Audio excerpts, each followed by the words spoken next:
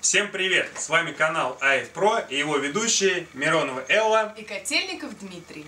А у нас сегодня в студии долгожданные интересные гости. Всемирно известный мастер Винь Чун, автор книг, DVD, участник и герой многочисленных публикаций и видео о единоборствах, грандмастер Стивен Чан, Гонконг, Великобритания. А также мы приветствуем ученика грандмастера Чана, главу Ассоциации Винь Чун Стивена Чана в России Александра Журавлева. Здравствуйте, Александр! Здравствуйте, Элла! Рада приветствовать вас в нашей студии. Мастер Чан, рада приветствовать вас в России. It's my pleasure. It's my second visit here. I like it here. The people is warm, and they're eager to learn my Wing Chun system. Really? I hope that I will spread this throughout the whole Russia. Great, great. For how long you staying here? For about 5 days, and hope that I'll come back next year. Sure. Hopefully. The weather is fine, right? Yes, it's nice. Great. Yes. Мастер Чан, а что вы думаете о последователях стиля Винь Чун в России? Как вас встретили в Москве? Потому что, насколько я знаю, вы приехали сюда с семинара. I'm coming here not to sightsee because I did sightseeing last time 2 years ago in 2001, same time in May. And this trip is nothing else just to promote my Wing Chun and help the Russians to understand more about my Wing Chun system, how it differs from others Wing Chun masters. And I hope that I will send the message to people who's interested in martial arts and Wing Chun particularly, that to spread the kicking techniques mostly in Wing Chun, because a lot of people said Wing Chun has no kicks, and that is wrong. I want to prove them wrong.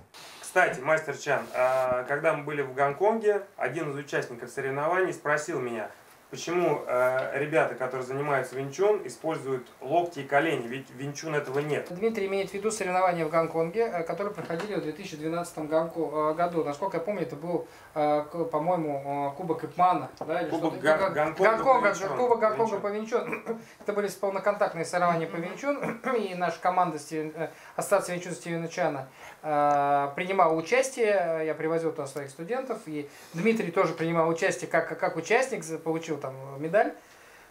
Действительно, многие люди, они задавали вопрос, что вы бьете коленями, вы бьете локтями, это не Винь Чун. Вот хотелось бы, чтобы грандмастер Чан, он прояснил, что это тоже есть Винь Чун.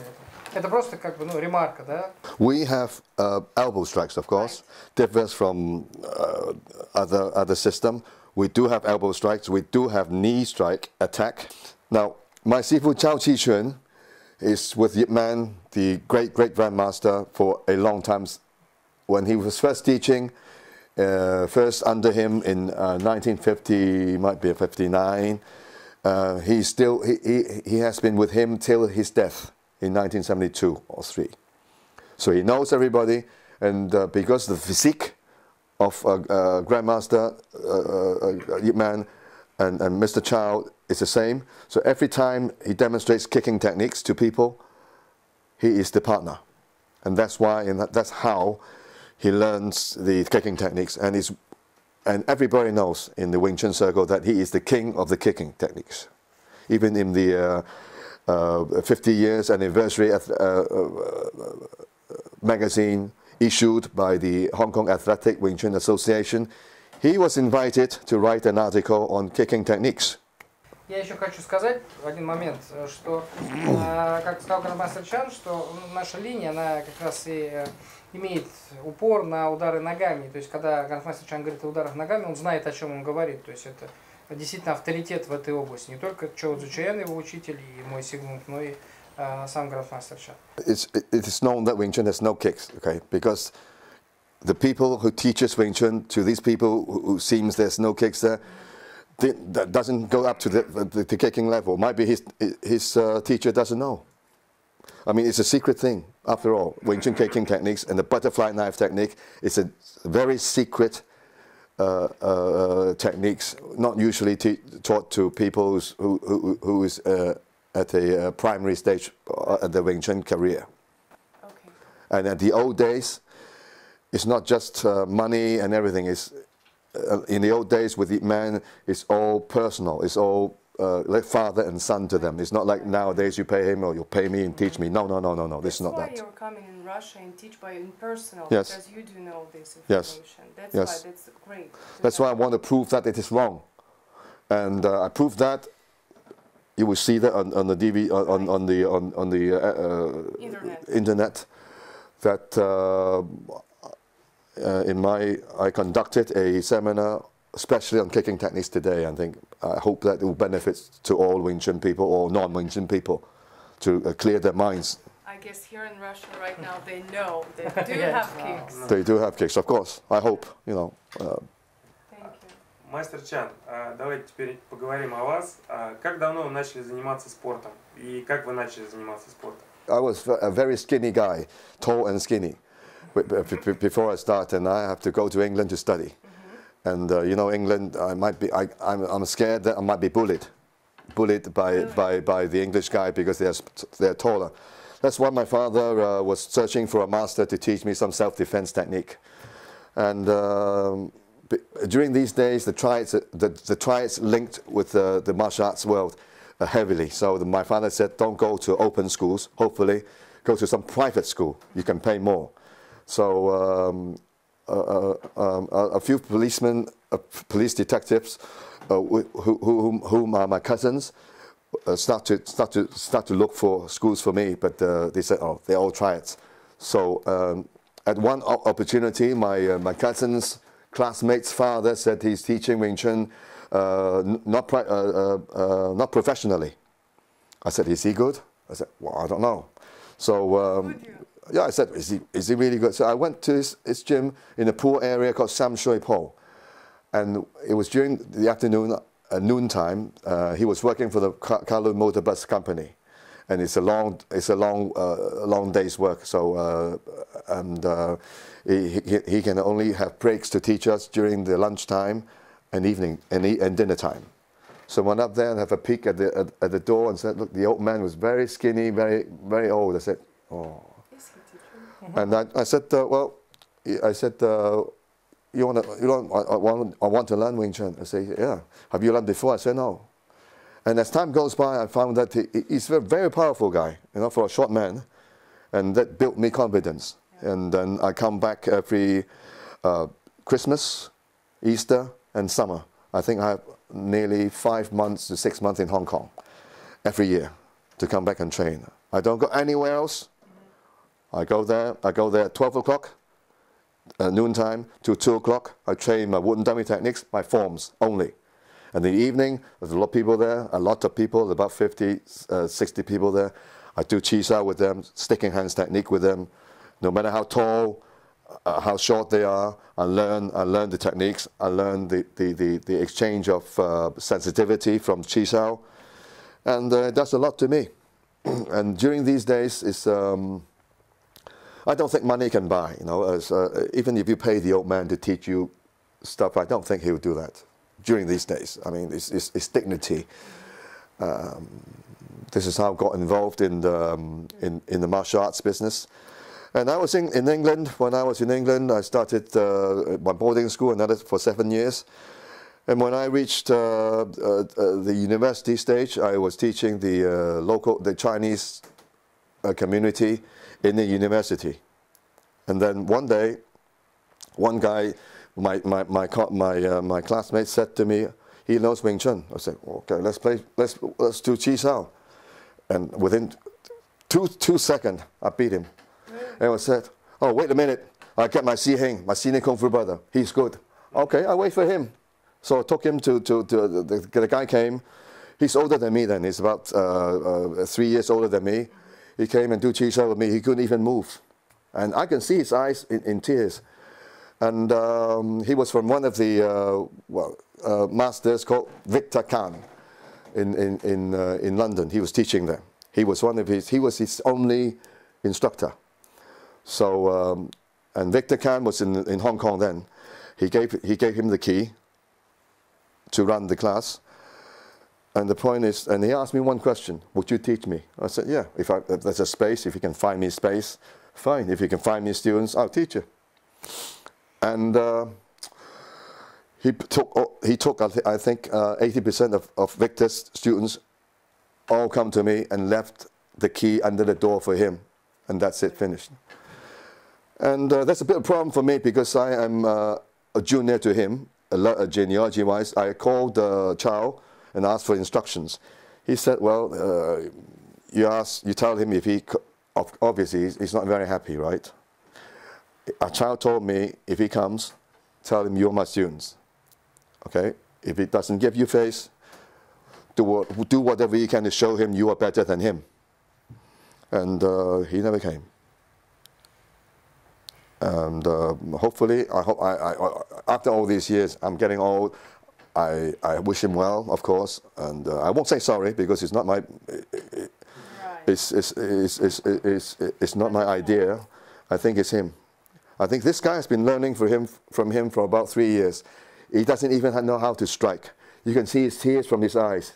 He was very upset, and because of that, I teach him. And then that's how I started Wing Chun, Stephen Chen Wing Chun Kung Fu Association, Wing Chun Tai Kwan, from 1976 till now. And I'm still very young. Okay. Это так. Мастер Чан, скажите, пожалуйста, почему Винь Чун? Почему именно это направление вы выбрали? Because I was told that it doesn't use any strength at all. You see, Wing Chun is very economical, it's very scientific. There's no A combination against B combination. No, it depends on the person. Okay, it's like a computer. It feeds information into you, and then it comes back naturally. And it teaches you not to think to hit. When somebody hits you, it teaches you not to think. You feel with the arm. That's why we have the blindfold Chi Sao there as an exercise. As time goes by, and when I was doing Wing Chun, I was using, like you guys, when you first started, I was using a lot of strength.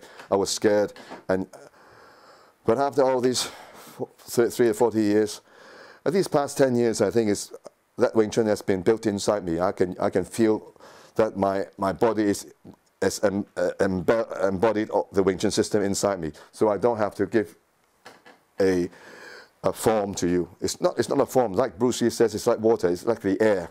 Like Chi Sao, you don't give them. You don't give the opponent any direction of strength. This is the essence of Wing Chun. It's easy to say. I know you guys say, "Oh, it's Grandmaster Chan." It's easy to say, but it's true. That's a huge experience, I would Yeah. say. Yeah. Александр, скажите, пожалуйста, вообще, как произошло ваше знакомство с грандмастером Чаном и что происходит до сих пор, как у вас складывается все? Ну, до сих пор происходит то, что мы с ним тренируемся, я у него учусь, несказанно этому рад. Познакомился я с ним в 2010 году. Я занимаюсь боевым искусством уже давно, там где-то с конца 80-х годов, и с начала 90-х я занимался Винь Чун разными линиями, и как мой рост остановился, мне было интересно, я искал какого-то мастера, который смог бы дальше двигать меня, и я вез команду своих учеников на соревнования в 2010 году, это были соревнования по Винь Чун, по боям в Фошане, это провинция Китая. И когда я брал, было интересно зайти к какому-нибудь мастеру, и я знал, что Стивен Чан это известный мастер, он был интересен очень, и я думаю, а что бы не написать. Написал ему письмо, договорились встретиться, пришел к нему в зал, и когда мы пришли к нему в зал с учениками, и вот с первых минут, когда он что-то начал показывать, мы все на самом деле пребывали в легком шоке, потому что это было потрясающе. То есть вот я видел, что он был настолько силен, быстр, и то есть мы видели, вот мастер у нас, это было то, что я искал. И я посоветовался со своими студентами, они тоже разделяли мои впечатления, и я говорю, давайте присоединимся, да, хочется, попросим его взять нас в ученики.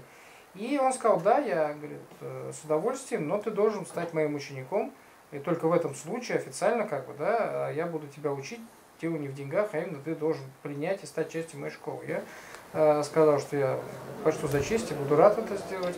И вот с тех пор мы начали с ним тренироваться. Он нам пожелал удачи, мы поехали на соревнования, получили там какие-то призовые места и вернулись опять тренироваться с грандмастером Чаном. И вот с тех пор Я занимаюсь с ним, преподаю его линию здесь, в России, не только в Москве, у нас филиал в разных городах.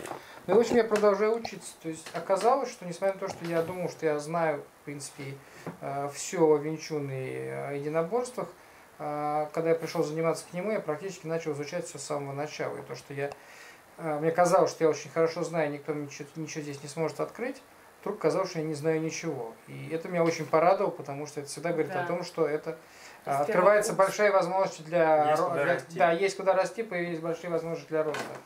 И меня очень радовало, потому что мне было важно, чтобы мой учитель был сильнее меня и лучше меня, потому что иначе какой смысл? И вот я увидел, что он действительно сильнее и лучше меня. И я стараюсь двигаться. И пока что я не вижу, где заканчиваются его возможности, потому что пока я не могу найти там дна. И есть еще очень много вещей, которыми он может меня научить, и это прекрасно. Я думаю, это как раз сейчас большая проблема найти достойного, хорошего мастера. Есть большая проблема вообще с китайскими единоборствами, не только в России, а вообще во всем мире. Потому что с ними, во-первых, есть большая индустрия кино китайского, которая искажает, и эта индустрия кино создает индустрию боевых искусств. То есть люди, пытаясь заработать денег, пытаются продвигать свое единоборство, чтобы оно было похоже на то, что люди видят в фильмах. И приходит куча людей и говорят, мы хотим драться, как люди в фильме, про фильмах с Брюса Ли, в известном фильме «Ип Ман». И если ты скажешь нет, к сожалению, Винь Чун это такой же стиль рукопашного боя, как и другие, с какими-то небольшими особенностями. Они уйдут. Поэтому большинство людей, они говорят, да, конечно, я научу тебя драться как Ип Ман. Проходит время, так как это кино, и это был обман изначально, люди разочаровываются и говорят, ну что ж, ваш Винь Чун ничего себе не стоит, потому что вы обманули меня, и говорят, что Винь Чун обман. На самом деле обман это Винь Чун, это обман те учителя, которые это преподают. И это проблема не только с Винь Чун, а с кучей китайских единоборств. Удар ногами и баджамдо это все то же самое, это все связано, одна и та же система. Важно, вы не должны бояться.